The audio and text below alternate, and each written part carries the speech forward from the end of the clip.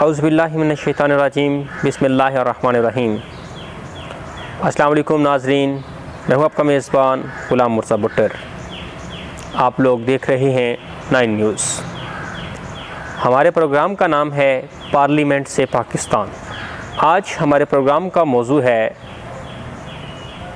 Language के ज़रिए brain washing. किसी भी रियासत को ख़त्म करने के लिए दुश्मन 3 तरह की पॉलिसीज़ अपनाता है: short term policies, mid term policies, long term policies. ये जो लैंग्वेज है, लैंग्वेज के ज़रिए से जो ब्रेन वाशिंग की जाती है, ये लॉन्ग टर्म पॉलिसीज़ है।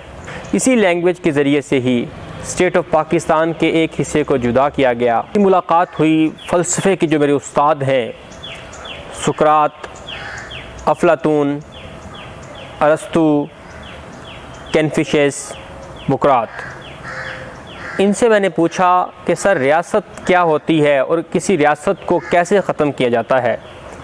तो उन्होंने बताया कि अगर किसी रियासत के अंदर एक ज़ुबान होगी तो वो रियासत कभी ख़त्म नहीं होगी। मैंने कहा वो कैसे? उन्होंने कहा कि जितने भी हुक्मरान आते हैं वो सबसे पहले अपनी ज़ुबान लेकर आते हैं। अगर वो किसी रियासत के अंदर अपनी चाहते हैं कि उनकी हुकूमत हो, शहरियों के ऊपर उनका इख्तियार हो, तो वो सबसे पहले ज़ुबान को तारुफ़ करवाते हैं।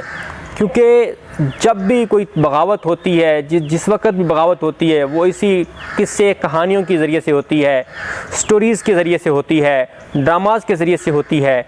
इनके अंदर वो बगावत के अनासर जो है अपनी आवाम के अंदर डाल देते हैं, जितने भी वहाँ के दानिश्वर होते हैं। तो वो जितनी ज़ुबानों के अंदर उसको उनके दिमाग में डालेंगे, उतनी तहरीकें शुरू हो जाएंगी, उतने ही बगावत की तहरीकें शुरू हो जाएंगी।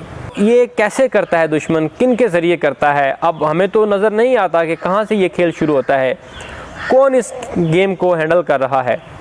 ये गेम हमारे इस कौम के अजीम दानश्वर, अब ये दानश्वर कहाँ मिलेंगे आपको? ये दानश्वर मिलेंगे हमें यूनिवर्सिटीज़ के अंदर। यूनिवर्सिटीज़ में कहाँ मिलेंगे? यूनिवर्सिटीज़ में जितनी भी ये लैंग्वेज के डिपार्टमेंट हैं, लैंग्वेज की जितने भी डिपार्टमेंट हैं, इनके जितने भी हेड हो गए, जितने भी प्रोफेसर साहिबान हो गए, ये लोग हैं। इनकी ब्रेन वाशिंग कैसे की जाती है? अब इनको वो यहाँ से बुलाएंगे, क्योंकि मैंने उनसे पूछा, मैंने उन फ़िलासफ़ों से पूछा कि मैंने कहा ये कौन है? तो उन्होंने कहा कि ये पेंडू प्रोडक्शन है। मैंने कहा सर पेंडू प्रोडक्शन की आप बात कर रहे हैं, मैं भी तो गांव का रहने वाला हूं, मैं भी पेंडू हूं। उन्होंने कहा नहीं, जो गद्दार होते हैं वो पेंडू प्रोडक्शन होते हैं, जो वफादार होता है रियासत का, वो रियासत का शहरी कहलाता है। अब ये नहीं कि जो इस्लामाबाद में बैठा है वही रियासत का शहरी है, या ग्वादर में इस्लामाबाद में बैठा है वो भी रियासत का शहरी है, उतना ही हकदार है, और जो ग्वादर में बैठा है वो भी रियासत का इतना ही हकदार है, और जो सिंध के थर के सहराओं में बैठा हुआ है वो भी रियासत का उतना ही हकदार है। वो ये सारे जितने भी हैं, कश्मीर में बैठा हुआ है, गिलगित बल्तिस्तान में बैठा हुआ है, ये तमाम अफराद जो हैं ये रियासत के शहरी हैं। और पेंडू प्रोडक्शन वो हैं जो अपनी औकात से बाहर हो जाते हैं, जिनकी औकात से ज़्यादा मिल जाता है, तो वो समझते हैं कि पता नहीं हमसे बड़ा जो दानश्वर है इस दुनिया के अंदर पैदा नहीं हुआ। वो इन पेंडू प्रोडक्शनों को जनाब डिग्रियां भी मिल जाती हैं, एमफिल में एडमिशन भी इन पेंडू प्रोडक्शनों को मिलते हैं, इन पेंडू प्रोडक्शनों को पीएचडी के अंदर भी एडमिशन मिलते हैं। गैर मुल्की एजेंसीज़ के एजेंट जो हैं, क्योंकि दुश्मन जानता है कि अगर इस्लाम का जो लंबरदार है एक ही कंट्री है, बाकी 56 कंट्रीज़ एक तरफ, 57 कंट्रीज़ में से एक ही कंट्री है वो पाकिस्तान है, जो कि एटमी पावर है, जिसके ऊपर पूरी दुनिया की निगाह है। ये जो लैंग्वेज की तहरीक है, हमारे जो दानश्वर हैं जिनको पीएचडी के अंदर एडमिशन मिल जाते हैं, फिर यहाँ से जनाब इनको लेके जाया जाता है अमेरिका में, रशिया में, स्कॉटलैंड में, आयरलैंड में, न्यूजीलैंड में, थाईलैंड में, इटली में, फ्रांस में, चाइना में, नाइजीरिया में, इन तमाम कंट्रीज़ के अंदर इनको लेके जाया जाता है। जब इनको ले जाया जाता है वहाँ पर इनको वीआईपी होटल्स के अंदर रखा जाता है। जब इनको वीआईपी होटल्स में रख दिया जाता है तो इन्होंने तो इधर तो सारी उम्र देसी रोटियाँ खाई होती हैं, टुकड़े खाए होते हैं। अब ये अपनी औकात से बाहर होते हैं, कहते हैं कि हम तो बड़े दानश्वर थे, हम बड़े ज़हीन थे, हमने दुनिया का मुकद्दर लिखना है, हम तो दुनिया के फ़ैसले करने के लिए आए हैं। लेकिन वो इनकी ब्रेन वाशिंग करते हैं।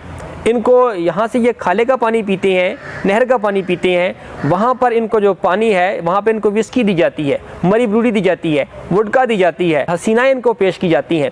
अब ये 2-3 महीने जब इनकी फुल ब्रेन वॉशिंग हो जाती है, इनके खित्ते के जो भी छोटी छोटी गलतियाँ होती हैं स्टेट के अंदर, हर स्टेट में होती हैं, दुनिया के हर स्टेट में छोटी मोटी गलतियाँ तो होती हैं, उनको उस आंसर को ये पकड़ते हैं और आ जाते हैं स्टेट ऑफ पाकिस्तान के अंदर। जब यहाँ पे आ जाते हैं तो फिर ये कलम का इस्तेमाल करते हैं, कहते हैं जी हम दानश्वर हैं, PhD है, मैंने इतनी किताबें लिख दी हैं, मैंने 4000 औराक लिख दिए हैं, मैंने 5000 लिख दिए हैं। फिर ये उस खित्ते के अंदर जाके जो उस खित्ते के जो उनके स्टूडेंट्स होते हैं, जो उनके तालिब इल्म होते हैं, उनकी ब्रेन वॉशिंग करनी शुरू कर देती हैं। जब ये उनकी ब्रेन वॉशिंग करनी शुरू कर देते हैं तो स्टेट जो होती है, स्टेट को तो बड़ा मान होता है कि स्टेट जो है उसकी इंटेलिजेंस एजेंसी जितनी भी हैं वो बहुत एक्सपर्ट हैं, वो दुश्मन की हर साजिश को नाकाम बना देती हैं। लेकिन स्टेट की माना इंटेलिजेंस एजेंसीज हैं, वो एक लैंग्वेज को तो सीख सकती हैं, वो एक लैंग्वेज के ऊपर तो पूरा असर कर सकती हैं। 1 लैंग्वेज, 2 लैंग्वेज, 3, 4, 5, 6, 7, 10, 15, 20 लैंग्वेज तो एक इंटेलिजेंट ऑफिसर सीख सकता है, इंटेलिजेंस का ऑफिसर सीख सकता है। लेकिन वो जो रस्मुल ख़त है ना, वो नहीं सीख सकता।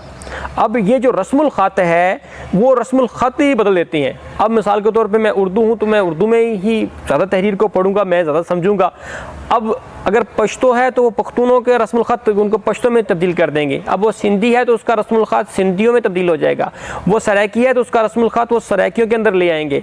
वो गिलगित का रहने वाला है तो उसका रस्मुल ख़त गिलगित के अंदर, गिलगित की ज़ुबान में ट्रांसफ़र कर दिया जाएगा। ये जितने पॉलिटिशियन होते हैं इनके पास इतना मवाद नहीं होता, ना इनके पास इतना टाइम होता है। इनको एक प्रॉपर एजेंडा दिया जाता है। प्रॉपर एजेंडा देने में जो प्रोफेसर साहिबान हैं, ख़ास तौर पे जो लैंग्वेजेस के डिपार्टमेंट्स हैं, जितने भी उर्दू, पंजाबी, सराइकी, हिंद को, पश्तो, जितने भी इनके डिपार्टमेंट हैं, लैंग्वेज के डिपार्टमेंट्स हैं, वहाँ पर ये तहरीकें जन्म लेती हैं। वहाँ पर ही स्टेट के खिलाफ बगावत की जाती है, वहाँ पर ही स्टेट के खिलाफ जो बयानियाँ तैयार की जाती हैं, वहाँ पर ही स्टेट के खिलाफ जो है स्टोरीज़ बनाई जाती हैं, वहाँ पर ही स्टेट के खिलाफ जो नावल लिखे जाते हैं, वहाँ पर ही स्टेट के खिलाफ अफसाने लिखे जाते हैं। हमें समझ नहीं आती, आम बंदा नहीं समझ दे रहा है, एक स्टोरी सुना रहा है, एक ड्रामा ही पेश कर रहा है, लेकिन जो उसके अंदर हकीकत होती है, जो उसके अंदर मेन टारगेट होता है, वो स्टेट को होता है, वो रियासत को होता है, वो रियासत की वादानियत को होता है, रियासत के मखसूस इदारों को होता है, जिनको टारगेट बनाया जाता है। तो स्टेट ऑफ पाकिस्तान अगर चाहती है कि दुश्मन के ऊपर वो दुश्मन के इस फलसफे को, दुश्मन के इस एजेंडे को नाकाम करे, तो वो जितने भी ये बड़े इदारे हैं, जितनी भी यूनिवर्सिटीज़ हैं, इनके प्रोफेसरों के ऊपर निगाह रखे, इनके प्रोफेसरों को देखे, इनके डॉक्टर्स को देखे कि ये यहाँ से आउट ऑफ कंट्री जा रहे हैं तो क्या किस काम के लिए गए हैं, इन्होंने वहाँ पे जाके पाकिस्तान का क्या मुकदमा लड़ा है, वहाँ से यहाँ से तो ये इल्म लेकर गए हैं, वहाँ से ये क्या हासिल करके आए हैं। कि ये जो लैंग्वेज की वार है ये सबसे बड़ी वार है, ये इंसान को समझ नहीं आता। आपने देखा है कि ये असर कब करती है, जब इलेक्शन आते हैं। जैसे ही इलेक्शन आते हैं वहाँ पर ये ज़ुबान वाले जो हैं ये समझ लें कि एक एटम बम है, जब ये चलता है तो फिर वो पागल हो जाते हैं, उन्हें कोई अपना मफादात नहीं दिखाई देते, उन्हें यह नहीं पता कि डेमोक्रेसी क्या है, उन्हें यह नहीं पता कि जमहूरियत क्या है, उन्हें यह नहीं पता कि खाना कहाँ से हासिल करना है, उन्हें यह नहीं पता कि रोड कहाँ से बनाने हैं, उन्हें यह नहीं पता कि पानी कैसे आएगा, उन्हें यह नहीं पता कि हमारी अद्वियात हमें कहाँ कैसे मिलेंगी, हमारे अस्पताल का निज़ाम कैसे बेहतर होगा, हमारा इंफ्रास्ट्रक्चर कैसे बेहतर होगा, हमारा एजुकेशन का सिस्टम कैसे बेहतर होगा, हमारे जितने भी इदारे हैं ये कैसे मजबूत होंगे, हमारी स्टेट्स कैसे मजबूत होगी, हमारी सिक्योरिटी के इदारे हैं ये हमारी हिफाजत कैसे बेहतर करेंगे। उन्हें यह नहीं होता, उन्हें यह होता है कि मैं सराइकी हूँ तो फिर सराइकी कोई मैंने वोट देना है, मैं सिंधी हूँ तो मैंने सिंधी को वोट देना है, मैं पंजाबी हूँ तो मैं पंजाबी को वोट देना है, मैं गिलगिती हूँ तो मैंने गिलगिती को सपोर्ट करनी है, मैं कश्मीरी हूँ तो मैंने कश्मीरी को सपोर्ट करनी है। फिर ये जो है 4 या 5 साल के बाद जो उनके ये नावल लिखे होते हैं, अफसाने लिखे होते हैं, उनकी कहानियाँ लिखी होती हैं, उनकी स्टोरीज लिखी होती हैं, ये उस वक्त असर दिखाता है, ये उस वक्त काम करता है। प्यारे ये तो एक बंदा ड्रग स्मगलर होता है, एक बंदा दहशतगर्द होता है, लेकिन वो उन्हीं की ज़ुबान का होता है, फिर वो ज़ुबान वाले को सपोर्ट करते हैं, फिर वो किसी दूसरे को सपोर्ट नहीं करते। इसके साथ ही मुझे दीजिएगा इजाज़त, आपका मेरा पूरे पाकिस्तान का अल्लाह निगहबान। सलाम पाकिस्तान, सलाम पाक फौज, पाकिस्तान जिंदाबाद, पाक फौज पाइंदाबाद।